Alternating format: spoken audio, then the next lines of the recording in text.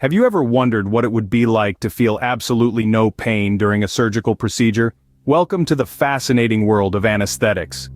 Anesthesia, a term derived from the Greek words an, meaning without, and aesthesis, meaning sensation, is a cornerstone of modern medicine. It's the very thing that allows us to undergo invasive procedures without experiencing the discomfort and pain that would otherwise be unbearable. Imagine a world without anesthetics. Even the simplest of medical procedures would be a trial of endurance and courage. Anesthetics are substances that cause loss of sensation. They help numb the pain and make you unconscious during surgery, ensuring that you don't feel a thing while the doctors fix what needs fixing. They're like the unsung heroes of the medical world, quietly doing their job so you can get through your medical ordeal as comfortably as possible. But not all anesthetics are created equal. They fall into two main categories: local and general. Local anesthetics numb a small specific area of the body, allowing doctors to perform minor procedures without rendering you unconscious. Think of when you get a filling at the dentist, and they numb your mouth so you don't feel the drill. On the other hand, general anesthetics affect your whole body. They put you into a state of controlled unconsciousness, essentially a temporary coma during major surgeries.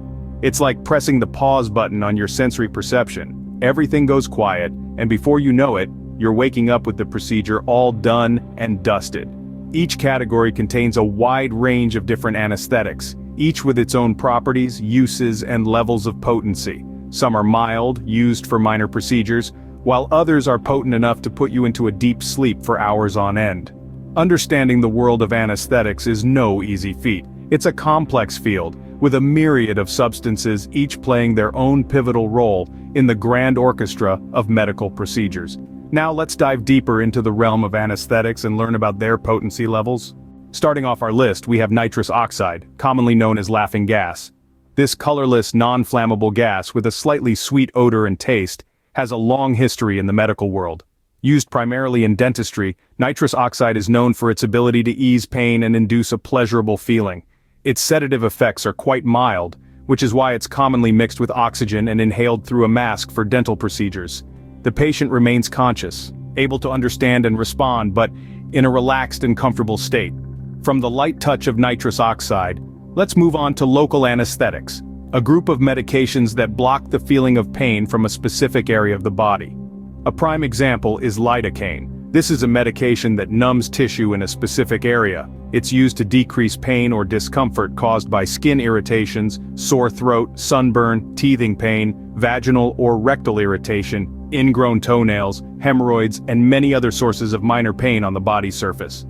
Lidocaine works by stopping the sodium entering the nerve ending at the site of the pain. This prevents an electrical signal building up and passing along the nerve fibers to the brain. It's commonly used in minor procedures such as biopsies, minor skin surgeries, and dental procedures. Contrary to popular belief, lidocaine doesn't put you to sleep. Instead, it simply numbs the area being treated so you don't feel any pain during the procedure. It's the perfect choice for those who have a phobia of needles or are nervous about feeling any pain. So, we've covered the lighter end of the spectrum, from the laughing gas that makes a trip to the dentist a bit less daunting, to the local anesthetics that numb our bodies to pain during minor procedures. But what about when something a bit stronger is needed? Moving up the potency ladder, we enter the realm of moderate sedatives. In the middle of our potency scale, we find drugs like ketamine and propofol. These are the middleweights, the moderate potency anesthetics used to send patients into a state of sedation, but not total unconsciousness. Let's begin with propofol, often referred to as milk of amnesia, due to its white, milky appearance. Propofol is a rapid, short-acting anesthetic, widely used for the induction and maintenance of general anesthesia. It's also used for sedation for mechanical ventilation in ICU settings. However, it's not all smooth sailing with propofol. Side effects can include a decrease in blood pressure and potential respiratory depression. Then we have ketamine. A versatile anesthetic, ketamine is used for pain management, sedation, and even in the treatment of severe depression. Its unique property is that it allows for sedation while maintaining airway reflexes, making it a safer choice for certain procedures. But, like all drugs, ketamine has its drawbacks. It can cause hallucinations and other serious psychological effects. Both these moderate potency anesthetics have their time and place in medical practice. They're used in procedures where deep sedation is required, but total unconsciousness isn't. For instance, during colonoscopies, endoscopies, or even in emergency rooms for quick, painful procedures. It's important to remember that these anesthetics, while not as potent as their heavyweight counterparts, still carry risks. They need to be administered by trained professionals who can closely monitor the patient's vital signs and adjust dosages as necessary. And let's not forget about the potential for misuse. Both propofol and ketamine have been misused recreationally, leading to serious health issues and even death. It's a stark reminder of the power these drugs hold, even in the middle of the potency scale. So, while these moderate potency anesthetics offer many benefits in medical practice, they're not without their challenges.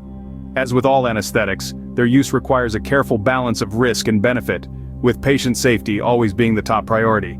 As we ascend the potency scale, we encounter the heavy hitters of the anesthetic world. At the top of our list, we find the general anesthetics like sevoflurane and isoflurane. These powerhouses of the anesthetic world are typically reserved for major surgeries. They're the heavyweights, the ones you call in when you need to ensure that a patient is completely unconscious and won't feel a thing. Let's start with sevoflurane. It's an inhaled anesthetic, which means it's administered through a mask that's placed over the patient's nose and mouth. Once in the body, it acts on the central nervous system, inducing a state of deep unconsciousness. But it's not all sleep and dreams with sevoflurane. It's a potent drug, and with that potency comes a list of potential side effects. These could include nausea, vomiting, and confusion post-surgery. In rare cases, it can also cause malignant hyperthermia, a life-threatening reaction. Next, we have isoflurane. It's another inhaled anesthetic, similar to sevoflurane in many ways. But isoflurane is even more potent. It's known for its rapid onset and smooth recovery times, making it a popular choice among anesthesiologists. However, like sevoflurane, it comes with its own set of side effects. These might include low blood pressure, slowed breathing, and in rare cases, irregular heart rhythms. Both of these anesthetics are not without risks.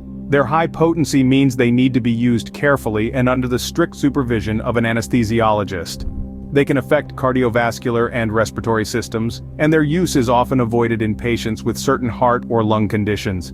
In spite of the potential risks and side effects, these high-potency anesthetics have revolutionized the field of surgery, making procedures that were once unthinkable, not just possible, but routine. They've allowed surgeons to push the boundaries of what's medically possible, and have undoubtedly saved countless lives in the process. Now that we've explored the potency of various anesthetics, let's summarize what we've learned. From laughing gas to heavy-duty general anesthetics, we've covered quite a spectrum today. We've journeyed through the fascinating world of anesthetics, exploring the least potent to the most powerful, and everything in between. We began our exploration with the lighter side of anesthetics, considering options like nitrous oxide, more commonly known as laughing gas. This mild anesthetic is often used in dentistry, providing just enough numbing to keep patients comfortable during procedures. From there, we delved into more potent anesthetics, those used in more complex surgical procedures. We discussed how anesthetics like propofol and sevoflurane allow for a deeper level of unconsciousness, making them suitable for more invasive and prolonged operations. Our journey then took us to the heavy hitters of the anesthetic world. These are the anesthetics that pack a powerful punch, like isoflurane and desflurane. These high-potency anesthetics are often used in major surgeries, rendering patients completely unconscious for extended periods of time. But it's important to remember that anesthetics are not just about knocking people out. They're essential tools in the medical field, enabling healthcare professionals to perform procedures that would otherwise be too painful or distressing for patients. Furthermore, the development and refinement of anesthetics is a continually evolving field. New compounds are being researched and tested all the time, with the aim of creating safer, more effective anesthetics. The goal is not only to improve patient comfort but also to reduce any potential side effects and recovery time. So, as we reflect on the wide range of anesthetics we've examined today, let's also appreciate the significant role they play in healthcare. Their importance extends beyond the operating room, influencing patient care and comfort, medical advancements, and research innovations. Remember, the world of anesthetics is vast and ever-evolving. Stay curious and keep learning.